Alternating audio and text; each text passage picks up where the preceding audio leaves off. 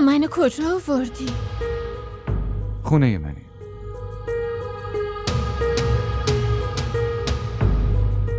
این خونه بزرگ مال توه؟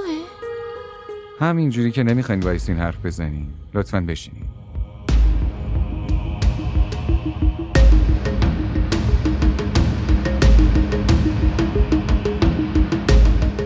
علی کجا بودی؟ ساعتو دیدی؟ من این دختر کی؟ ایشون دوستم. دوست؟ و این وقت شب؟ آره شبم اینجا میمونه. بیاین من اتاق مهمونو بهتون نشون بدم.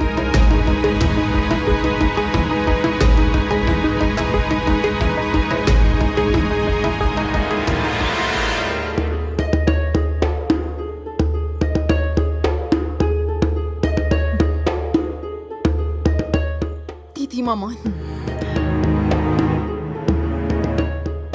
دارم میبینم.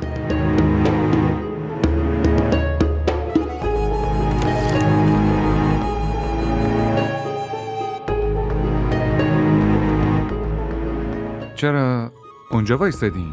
بیاین داخل. اینجا در واقع اتاق مهمانی. من که نمیتونم اینجا بمونم. چرا نمیتونین؟ منظورم اینه که من حتی نمیشناسمت. خب که چی؟ اسمم محمد علیه. اینجا خونمونه. فارغ التحصیل دانشگاهم و هنوزم مجردم. فکر کنم برای الان کافی باشه. اگه چیز دیگه ای میخواین بدونین بگین. ببین کاملا راحت بشین و راحت بخوابین. فردا میبینمتون.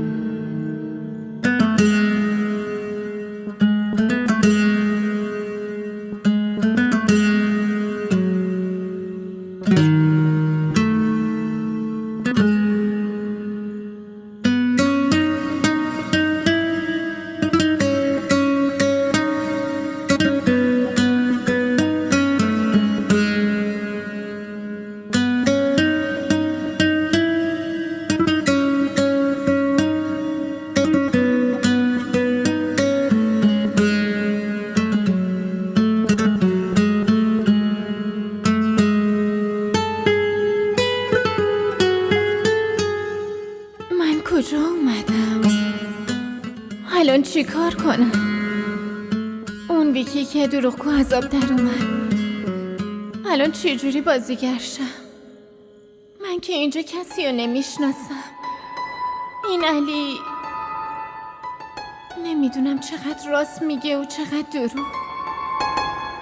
آخه کسی یه غریبه رو اینجوری میاره خونش؟ یا خیلی زرنگه یا خیلی احمق. حالا هرچی، این تخت خیلی نرمه. وای چقدر خوابم میاد، چقدرم قشنگه، درست همونی که رویاشو داشتم.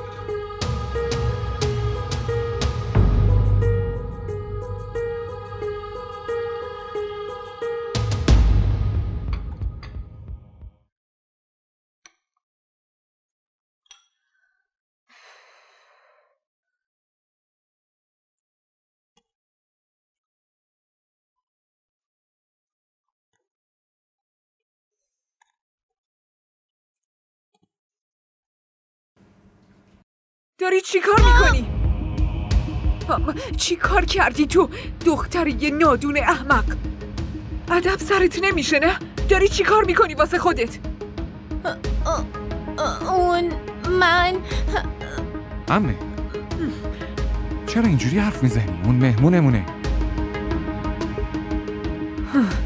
مهمون؟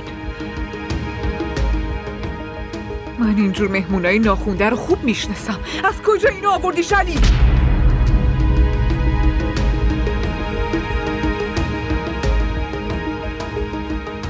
این چه طرز رفتار عمه جان؟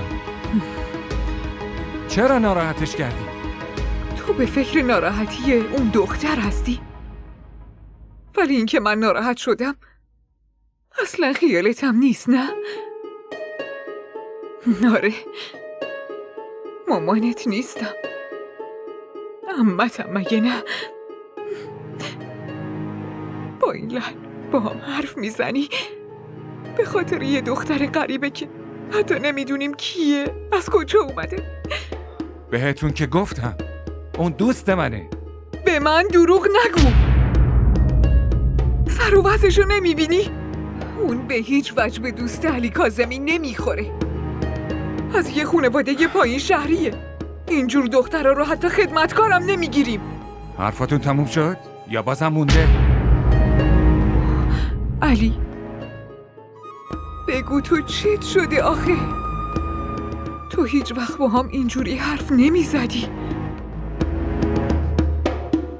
به خاطر یه دختر غریبه داری اینجوری با هم حرف میزنی؟ من هرچی میگم به خاطر خوبی خودت میگم و تو منو اشتباه درک میکنی. متاسفم که ناراحتتون کردم. از این به بعد یادم میمونه. الان مسئولیت این دختر با منه. نمیتونم تنهاش بذارم. تا وقتی که براش جایی پیدا نکنم اون مهمون ماست و باید مراقبش باشیم. بیچاره نتونست چیزی بخوره. واسش غذا میبرم.